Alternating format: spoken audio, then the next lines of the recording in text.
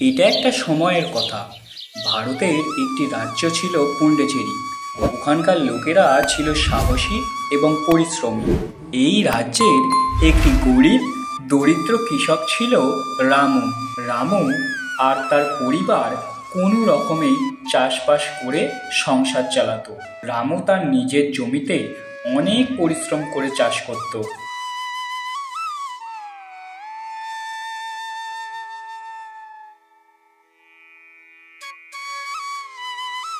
এই নাও তোমার ভাত, আলু সিদ্ধ, কাঁচা লঙ্কা আর পেঁয়াজ মাখা।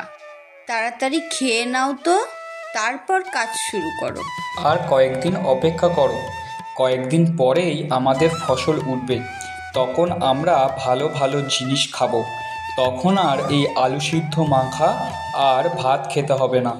আচ্ছা, তুমি তাড়াতাড়ি খেয়ে নাও আগে, তারপর কাজ শুরু করো। আর এসব নিয়ে এখন আর ভাবতে হবে না। আচ্ছা, আমি তাহলে গেলাম। ঠিক আছে।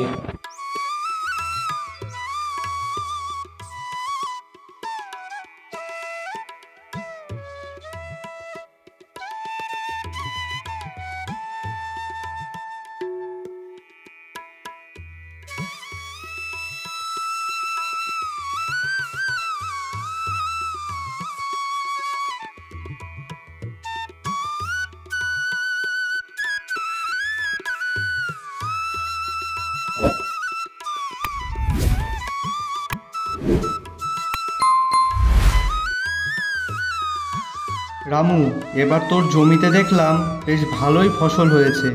এই বছর ওই ফসল বিক্রি করে তোর বেশ ভালোই চলে যাবে। সবই তোমাদের আর উপরওয়ালার ইচ্ছা।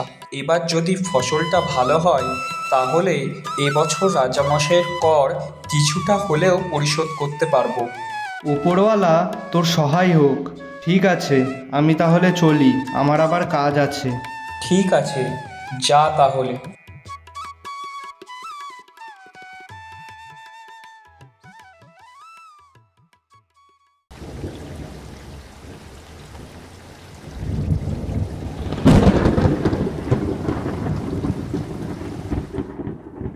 আমাদের ফসলটা যে কি হবে গিন্নি, কি জানি, যা জোরে বৃষ্টি শুরু হয়েছে। চিন্তা করো না, শুধু উপরওয়ালাকে ডাকো, সব ঠিক হয়ে যাবে। হ্যাঁ, তাই যেন হয়। উপরওয়ালা যেন আমাদের ফসলটাকে দেখে শুনে রাখে। আজ এত বৃষ্টি হচ্ছে, আজ কি রান্না করি বলো তো? খিচুড়ি আর ডিম ভাজা করো। বৃষ্টির দিনে খেতে বেশ ভালোই লাগবে কিন্তু। তা ভালোই বলেছ তুমি। বর্ষার দিনে খিচুড়ি আর ডিম ভাজা হলে খাওয়াটা বেশ ভালোই জমবে। খিচুড়ি আর ডিম ভাজা করো। বৃষ্টির দিনে খেতে বেশ ভালোই লাগবে কিন্তু। আমি তাহলে এখনই রান্নাটা বসাই।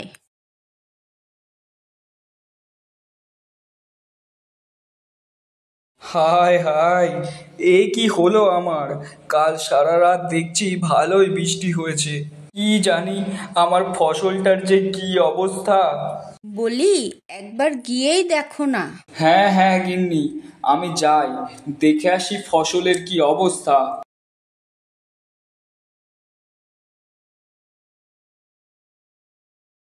ওরে রামু, কোথায় গেলি রে? তাড়াতাড়ি দেখবি চল, কি হয়েছে। কি হয়েছে? তোর সব ফসলই যে জলে ডুবে গেছে।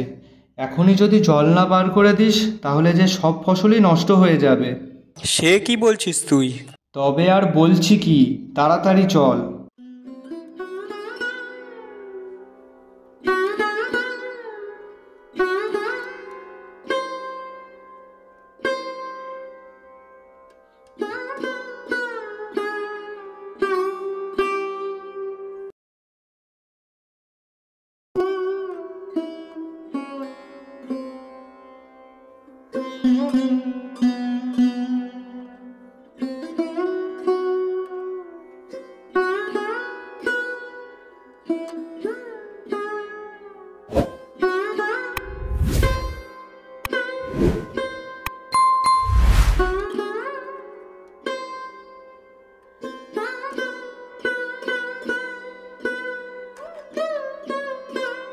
কি গো, তুমি এখনো মন খারাপ করে বসে থাকবে?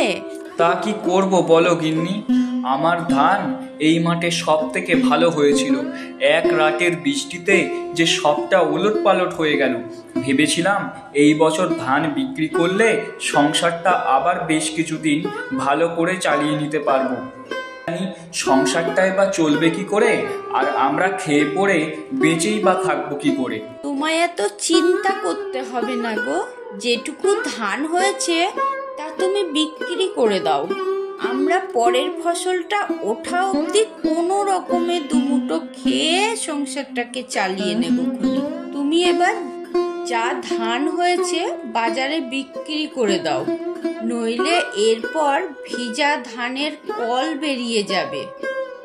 এখন যা দেবে তার থেকেও কম দেবে পরে। আচ্ছা, আমি তাহলে কালই বাজারে গিয়ে ধানগুলোকে বিক্রি করে দিয়ে আসি। হ্যাঁ হ্যাঁ, তাই করো।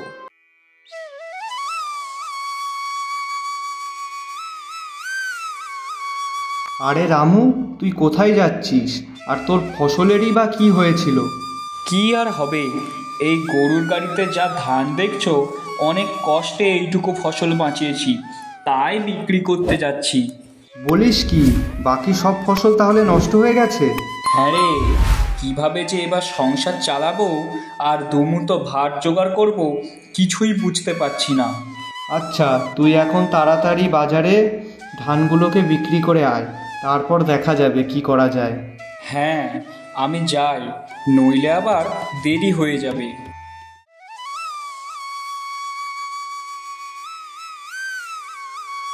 তোমাদের যার কাছে যা ধান আছে সবাই আমার কাছে নিয়ে এসো, আমি তোমাদের ভালো দাম দেব। কেউ ওই মিথ্যা ব্যাপারীর কাছে যাবে না। ও বাজারে ধানের যা দাম চলছে তার থেকে অনেক কম দাম দিচ্ছে। তোমার ধানগুলো যে আমি এখন কিনতে চাইছি, এই তোমার কপাল ভালো।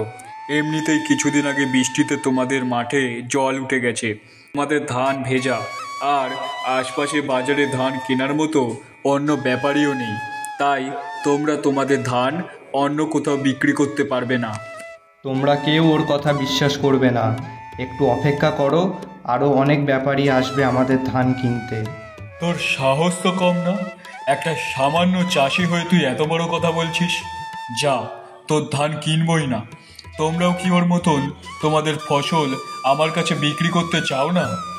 আমরা তো বলিনি আপনার কাছে ধান বিক্রি করব না। এই সময় সকলেরই সংসার চালাতে অসুবিধা হচ্ছে। আপনি যদি ধানের দাম একটু বেশি দিতেন তাহলে আপনার কাছেই আমাদের ধান বিক্রি করতাম। আমি 1 টাকাও আর বাড়াতে পারবো না। তোমার এই ধান দিলে দাও, না দিলে না দাও।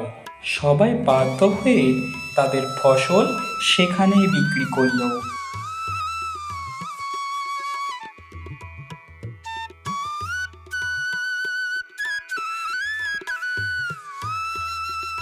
কি গো, বাজারে গিয়ে ধান বিক্রি করতে পেরেছো?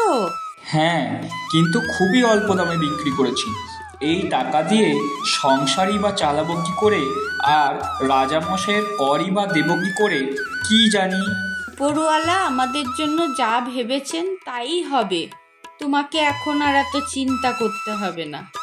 তুমি এবার একটু বিশ্রাম নাও, আমি ততক্ষণে রান্না বসাই, খেয়ে শুয়ে পড়ো। ঠিক আছে, তাড়াতাড়ি রান্না করো, খুব কষ্ট হচ্ছে এই কয়দিন ধরে।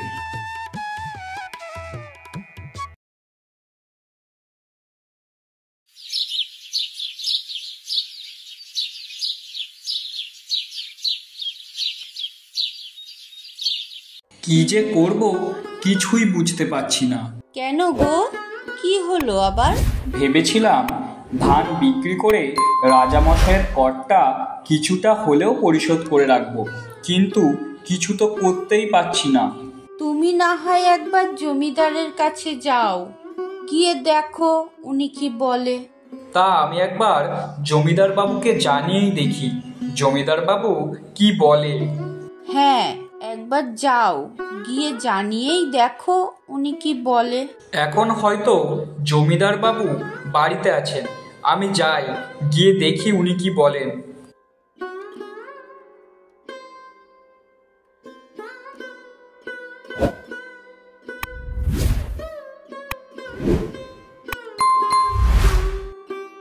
মা, আমার খুব খিদে পেয়েছে। একটু বসো, আমি খাবার দিচ্ছি। আজকেও পান্তা ভাত? একটু খেয়ে নে, তোর বাবা এলেও ওই পান্তা ভাতই খেতে দেব। বাবা কোথায় গেল মা? তোর বাবা জমিদার বাবুর কাছে গেছে। এই বছরের কর যে এখনো দিতে পারিনি, কি আছে কপালে কি জানি। কেন মা? কেন আবার, উপরওয়ালাও আমাদের থেকে মুখ ফিরিয়ে নিয়েছে। বৃষ্টি হওয়ায় সব ধান নষ্ট হয়ে গেছে। তার উপর সেই কবে নাকি চাষ করার জন্য ধান নিয়েছে, টাকাও নাকি এখনো শোধ দিতে হবে।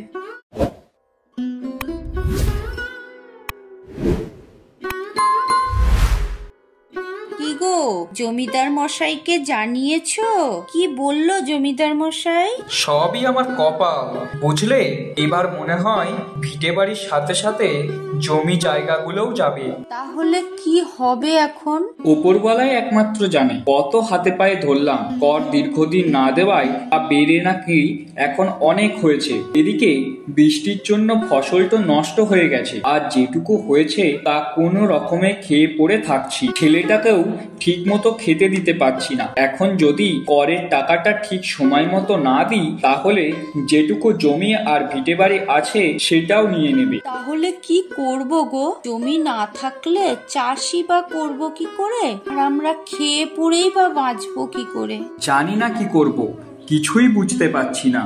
আমাদের এই দুঃখের কথা একবার মহারাজকে জানালে কি হয়? মহারাজেরই আদেশ, যারা কর না দেবেন তাদের জমি আর ভিটে বাড়ি সবটা দখল করে নেওয়ার। আমাদের মতো মানুষের সাথে তো আর মহারাজ দেখা করবেন না।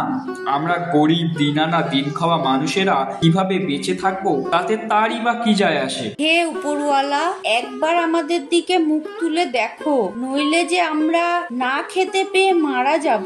সবই আমাদের কপাল।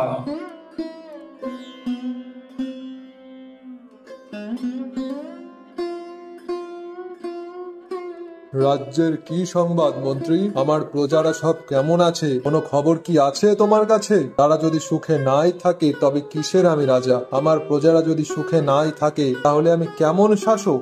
একটা উপায় আছে রাজা মশাই, আমরা যদি রাজ্য ভ্রমণ করে প্রজাদের সুখ দুঃখের কথা জানাতে পারি তাহলে কেমন হয়? তা তুমি কথাটা মন্দ বলনি মন্ত্রী। আর দেরি করো না, তুমি তাহলে একবার রাজ্য ভ্রমণ করেই দেখে এসো রাজ্যের প্রজাদের কি কি অসুবিধা আছে।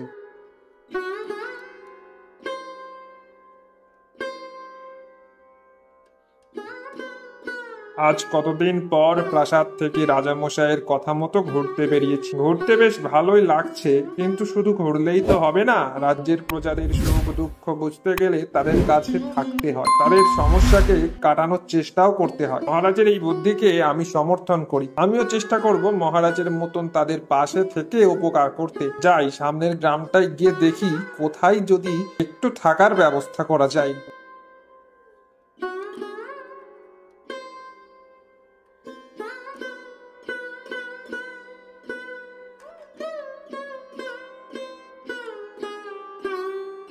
কেউ বাড়িতে আছেন?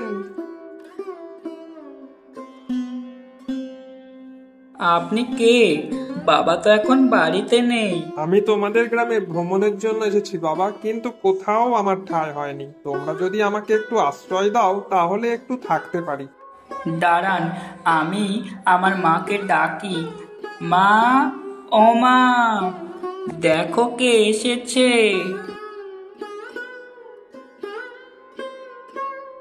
আপনি কে? আপনাকে তো ঠিক চিনলাম না। আমি এই গ্রামে ভ্রমণের জন্য এসেছি। যদি আপনারা আমায় আশ্রয় দেন তাহলে আমি এখানে আজকের দিনটা অন্তত কাটাতে পারি। আসুন আসুন। অনেক ধন্যবাদ আপনাকে আমার মতো একজন অচেনা মানুষকে আশ্রয় দেওয়ার জন্য। এরকম বলবেন না, এটা তো আমার কর্তব্য। কিন্তু আমরা বড়ই গরিব, আমাদের নিজেদেরই কোনো রকমে দুমুঠো খেয়ে সংসারটুকু চলে। আপনাদের কিন্তু আমি যথাযথ আপ্যায়ন করতে পারবো না, তবে আমি আমার সাধ্য মতো চেষ্টা করব।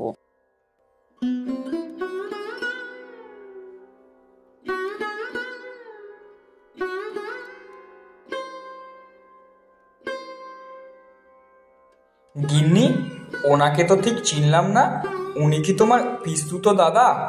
না না, উনি আমাদের গ্রামে ভ্রমণের জন্য এসেছেন, আমার কাছে আশ্রয় চেয়েছেন, তাই আমি ওনাকে আশ্রয় দিয়েছি। অচেনা মানুষকে আশ্রয় দিয়ে তুমি না হয় তার উপকার করতে চেয়েছো, কিন্তু আমাদের নিজেদেরই খাওয়ার জোগাড় নেই, আমরা তাকে কি খেতে দেব? আর আমরা নিজেরাই বা কি খাবো?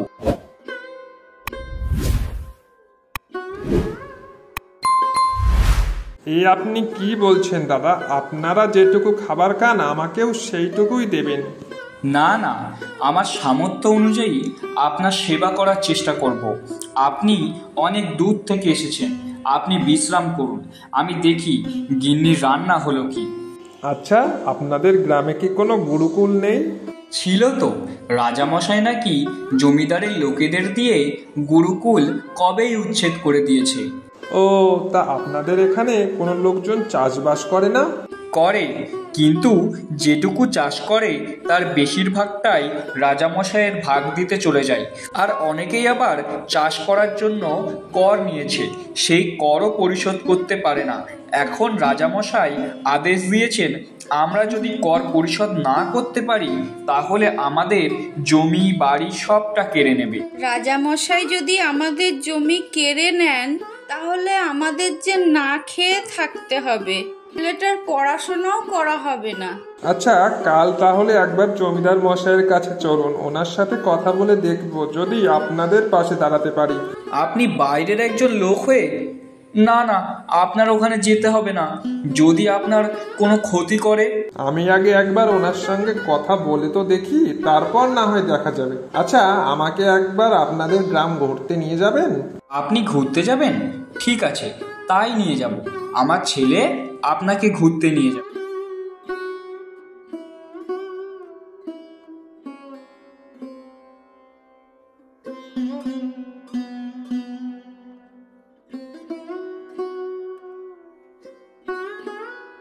কেউ বাড়িতে আছো?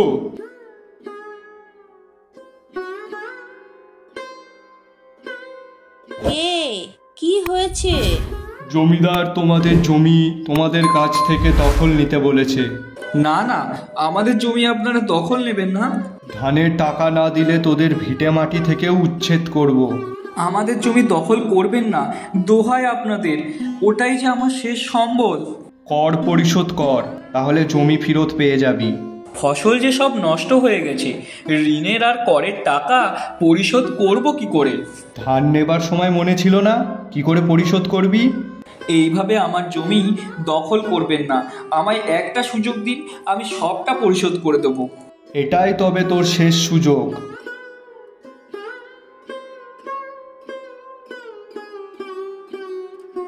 কি হয়েছে? আপনারা এরকম ভাবে বসে আছেন কেন?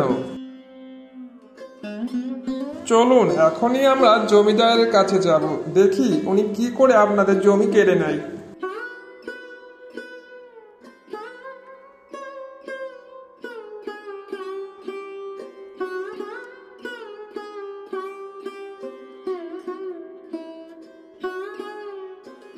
মশাইয়ের নাম করে জোর করে তোমরা করের টাকা আদায় করছো? তাই নাকি?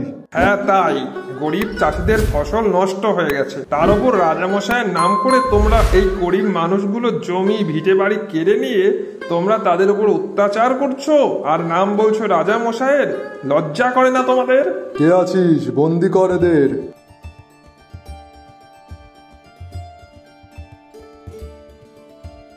খবরদার, ওর গায়ে হাত দেবে না। এ কি? কে আপনি? আমি কে তা তুমি এখনই জানতে পারবে। মহারাজ, আপনি শান্ত হন। এত বড় সাহস আমার মহামন্ত্রীকে বেঁধে রাখার আদেশ দেয়? আপনি মহারাজ? হ্যাঁ, উনি এই রাজ্যের রাজামশাই। রাজামশাই, আপনি শান্ত হন। আমায় ক্ষমা করে দিন রাজামশাই, আর কখনো এরকম ভুল হবে না। মন্ত্রী, এখনই একে জমিদারের পদ থেকে বাতিল করা হোক। যে সকল মানুষেরা ফসল নষ্ট হয়েছে তাদের 5 বছরের কর মুকুব করা হোক। মহারাজ, সত্যিই আপনার কোনো তুলনা হয় না। মহারাজের জয় হোক।